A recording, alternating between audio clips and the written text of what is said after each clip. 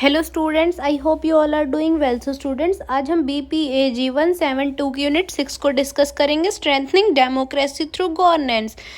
इसमें हम 5 topic cover करेंगे। सबसे first introduction, second democracy definition and features, third constitution of India and its contribution to strengthening democracy through governance, fourth governance concept and operationalisation, and last strengthening democracy through governance measures. देखो, सबसे first हम introduction की बात करते हैं। इसके introduction में बताया गया है कि 1947 में हमारी जो इंडिया है वो एक डेमोक्रेटिक स्टेट मानी गई थी। ठीक है, कि मतलब जहाँ पे डेमोक्रेटिक स्टेट होती है, जहाँ पे हर इंडिविजुअल को राइट्स होते हैं। ठीक है, उसके पास कुछ राइट्स होते हैं, कुछ फंडामेंटल राइट्स होते हैं, और उन सबको क्या है, इक्वली ट्रीट किया जाता है, किसी में भी बिना कोई भेदभाव किए। ठीक है, नेक्स्ट टॉपिक है डेमोक्रेसी की डेफिनेशन एंड फीचर्स। देखो, डेमोक्रेसी होती है स्वतंत्रता, जहाँ पे लोगों को पूरा अधिकार है वोट दे के अपना लीडर चूज करने का। ठीक है, उनको जो लगेगा कि भाई ये लीडर हमारे लिए अच्छा है तो वो उसको चूज कर सकते हैं। ठीक है, और डेमोक्रेटिक सोसाइटी जब भी मानी जाती है जहाँ पे जो भी डिसीजंस लिए जाते हैं उसमें जो सिटीजन्स हैं उनका पूरा पार्टिसिपेट हो। ठीक है, माइनॉरिटी के पास भी राइट्स हो। ये नहीं है कि भाई सिर्फ हम अपवर्ड क्लास को राइट्स दे देंगे, नहीं, हमारी जो माइनॉरिटी ग्रुप्स हैं उनको भी पूरे राइट्स मिलते हैं। फीचर्स ऑफ डेमोक्रेसी, फर्स्ट है फेयर एंड फ्री इलेक्शंस, कि भाई यहाँ पे बिल्कुल साफ सुथरे इलेक्शन होते हैं बिना किसी भी करप्शन के। ठीक है, पॉलिटिकल इक्वालिटी, सब लोगों के पास क्या है कि भाई गवर्नमेंट से हर चीज़ पूछने का पूरा अधिकार है। ठीक है, majority rules and minority rights. देखो, जिस भी रूल बनाने के लिए जिस भी रूल पे लोग ज़्यादा एग्री करते हैं वही मेजॉरिटी रूल्स बनते हैं। ठीक है, मेजॉरिटी का मतलब होता है एक चीज़ पे जब ज़्यादा अमाउंट में जो पॉपुलेशन है वो हाँ बोले तो क्या है, वही काम होता है। ठीक है, और जो हमारे माइनॉरिटी ग्रुप्स हैं उनके जो राइट्स है वो भी क्या है, प्रोटेक्ट किए जाते हैं। रूल्स ऑफ लॉ, जो भी लॉ बनते हैं, जो भी लॉज बनते हैं वो बहुत ही ट्रांसपेरेंट होते हैं। ठीक है, और वो सब पे इक्वली अप्लाई होते हैं। प्रोटेक्शन ऑफ फंडामेंटल, की भाई जहाँ पे जो भी बेसिक राइट्स है उनको वो क्या है, सब लोगों को इक्वली मिली हुई हैं। ट्रांसपेरेंट एंड अकाउंटेबिलिटी, की हमारी जो भी गवर्नमेंट फैसला लेगी वो बिल्कुल ही ट्रांसपेरेंट लेगी, कि मतलब सिटीजन्स को भी पता होगा और लोग क्या है कि उस चीज़ पे अगर उनको कोई डाउट है तो वो पूछ सकती हैं गवर्नमेंट से। ठीक है, नेक्स्ट टॉपिक है constitution of India and its contribution to strengthening democracy through governance. देखो भाई, इसमें ये बोला गया है कि कैसे हमारी जो डेमोक्रेसी है वो गवर्नेंस में कैसे कंट्रीब्यूट करती है। ठीक है, देखो, अगर हमारी कंट्री डेमोक्रेटिक है जब भी तो हमारी गवर्नेंस डेमोक्रेटिक होगी। ठीक है, अगर हमारी कंट्री ही डेमोक्रेटिक नहीं है तो ऑफ कोर्स गवर्नमेंट तो भाई सिर्फ राजा महाराजाओं वाली होगी, कि हमने जो बोल दिया जी वही होगा।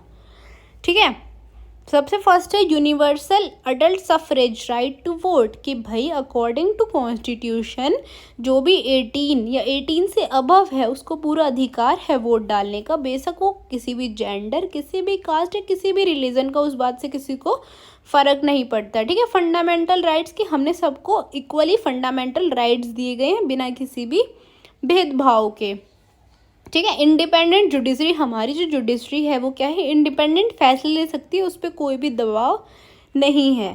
ठीक है, प्रोटेक्शन ऑफ माइनॉरिटी राइट्स, जो भी माइनॉरिटी ग्रुप्स हैं उनको उनके जो राइट्स हैं वो उनको अलग से मिले हुए हैं। ठीक है, कि मतलब ये नहीं है कि हम माइनॉरिटी ग्रुप्स को क्या है इग्नोर करेंगे, नहीं, उनको हम साथ लेके चलेंगे। ठीक है, जैसे कि जो भी हमारी शेड्यूल कास्ट है, ट्राइब्स है, ये जो भी बैकवर्ड क्लास के उनको अलग से क्या है रिजर्वेशन मिली हुई है। ठीक है, सर्कुलिज्म, की भाई आपको अपना रिलीजन फॉलो करने का पूरा अधिकार है, आपको कोई भी फोर्स नहीं कर सकता कि आप ये नहीं ये वाला रिलीजन फॉलो करो, आपका जब मन करे आप जब उस रिलीजन को क्या है अडॉप्ट कर सकते हैं। ठीक है, नेक्स्ट टॉपिक है गवर्नेंस कॉन्सेप्ट एंड ऑपरेशनलाइजेशन। अब इसके कुछ कॉन्सेप्ट देखो। सबसे फर्स्ट है अकाउंटेबिलिटी, की जो भी हमारी गवर्नमेंट है जो भी वो फैसले लेगी, ठीक है, जो भी डिसीजन मेकिंग है, अगर किसी भी इंडिविजुअल को कोई परेशानी है तो वो क्या है उनसे पूछ सकता है। ठीक है, ट्रांसपेरेंसी, जो भी फैसले लिए जाएंगे वो क्या है बिल्कुल ट्रांसपेरेंट होंगे, लोगों को उसके बारे में पता होगा। ठीक है, इफेक्टिवनेस एंड इफिशिएंसी, हमारी जो गवर्नमेंट है जो भी आउटकम आएंगे उसमें मिनिमल से मिनिमल रिसोर्सेज लगा के अच्छे से अच्छे हम आउटपुट देंगे। ठीक है, पार्टिसिपेशन, लोगों का पार्टिसिपेट करना बहुत इंपॉर्टेंट है गवर्नमेंट में, जब भी इसको डेमोक्रेटिक माना जाता है। ठीक है, इक्विटी एंड इंक्लूसिवनेस, कि भाई जो भी स्टेक होल्डर्स है, जो भी मार्जिनलाइज्ड ग्रुप्स हैं, उनको क्या है कि गवर्नमेंट सारे बेनिफिट्स देती है जैसे सब लोगों को देती है। ठीक है, operationalisation of governance, institutional framework, देखो जो भी हमारी काउंसिल, जो भी बोर्ड, जो भी कम्युनिटी है वो रिस्पॉन्सिबल है डिसीजन मेकिंग के लिए। ठीक है, उनके जो भी रोल्स हैं, जो भी रिस्पॉन्सिबिलिटी है वो बहुत ही क्लियर है, चाहे वो प्राइवेट सेक्टर को लेके है, चाहे वो पब्लिक सेक्टर को लेके है। ठीक है, लीगल एंड रेगुलेटरी फ्रेमवर्क, जो भी रूल्स बनते हैं, रेगुलेशंस बनते हैं, वो सबके लिए इक्वली होते हैं। कम्युनिकेशन एंड इंफॉर्मेशन शेयरिंग, जो भी भाई देखो, अगर गवर्नमेंट को कुछ भी शेयर करना है, अपनी कोई भी इन्फॉर्मेशन देनी है, तो जो भी गवर्नमेंट की वेबसाइट है वो ईजिली उस पर इन्फॉर्मेशन शेयर कर देती है। अगर उसको भाई लोगों की सलाह चाहिए तो उसके लिए भी गवर्नमेंट ने क्या अलग से वेबसाइट बनाई गई है जहाँ पे आप अपना फीडबैक दे सकते हो। कैपेसिटी बिल्डिंग, कि भाई जो भी हमारे ऑफिशियल्स हैं, जो भी सिविल सर्वेंट हैं, जो भी स्टेक होल्डर्स हैं, उनके पास स्किल्स होनी चाहिए। ठीक है, नॉलेज होनी चाहिए, जिससे वो क्या है गवर्नमेंट के प्रोसीजर में पार्टिसिपेट कर सके। ठीक है, और उनके पास क्या है, टेक्नोलॉजी होनी चाहिए, वो भी मॉडर्नाइज टेक्नोलॉजी, क्योंकि पुरानी टेक्नोलॉजी का तो अब कोई फ़ायदा है नहीं। ठीक है, और हमारा जो भी डाटा मैनेजमेंट का सिस्टम है उसको इम्प्रूव करना चाहिए, और स्पेशली हमारा जो एडमिनिस्ट्रेटिव है वो कैसा होना चाहिए, बहुत ही स्ट्रॉन्ग होना चाहिए। परफॉर्मेंस एंड आउटकम मॉनिटर, जो भी हम परफॉर्म करते हैं, जो भी गवर्नमेंट परफॉर्म करती है भाई, मतलब देखो जैसे कि कोई भी पॉलिसी बनाती है तो उस पर क्या है, उसको मॉनिटर भी करना चाहिए। ये नहीं कि जी आप पॉलिसी ला दो और ख़त्म, नहीं, हम अगर हम उसको मॉनिटर नहीं करेंगे, ये नहीं चेक करेंगे कि भाई लोगों को इसमें क्या प्रॉब्लम आ रही है, तो हम क्या है डेवलपमेंट नहीं कर पाएंगे। ठीक है, तो हमें क्या है अपने आउटकम पे भी ध्यान देना है और अपने परफॉर्मेंस पे भी ध्यान देना है। नेक्स्ट टॉपिक है strengthening democracy through governance measures. अब इसके कुछ मेजर्स बताए गए हैं। इंश्योरिंग ट्रांसपेरेंसी एंड अकाउंटेबिलिटी, कि भाई आपको बिल्कुल ट्रांसपेरेंट पॉलिसी बनानी है, बिल्कुल ट्रांसपेरेंट लॉ बनाने, और लोगों को पूरा अधिकार है आपसे क्वेश्चन करने का। ठीक है, फ्रीडम ऑफ इंफॉर्मेशन एक्ट के थ्रू आपसे जो इंडिविजुअल्स है वो क्या है क्वेश्चन कर सकते हैं। भाई सरकार को लोगों पे भरोसा बनाना पड़ता है। ठीक है, ये नहीं है कि भाई सरकार तो लोगों ने अपनी मर्जी से चुनी है, उस पर पहले से ही भरोसा नहीं होता, नहीं, गवर्नमेंट का काम है लोगों पे भरोसा बनाना। ठीक है, protecting fundamental rights and freedoms, जो भी भाई फंडामेंटल राइट्स हैं वो हम क्या है, अगर किसी की भी एक्सप्लोट हो रही है तो हमें क्या है प्रोटेक्ट करनी है। ठीक है, सब लोगों को इक्वली ट्रीट करना है। Promotive effective and responsive governance, देखो भाई अगर हमारी गवर्नमेंट इफेक्टिव नहीं होगी तो क्या है कि वो किसी काम की नहीं है फिर हमारे लिए। अगर वो हमारे वेलफेयर के लिए काम नहीं करती है तो उस गवर्नमेंट का कोई मतलब नहीं बनता। ठीक है, तो उसको क्या करेंगे लोग, जब नेक्स्ट टाइम इलेक्शन होंगे तो उस गवर्नमेंट को चूज़ नहीं करेंगे। ठीक है, और रिस्पॉन्सिव होनी चाहिए हमारी गवर्नमेंट, कि हम कुछ भी पूछे तो भाई वो रिस्पॉन्स करे, ये नहीं है कि बस इग्नोर कर दे।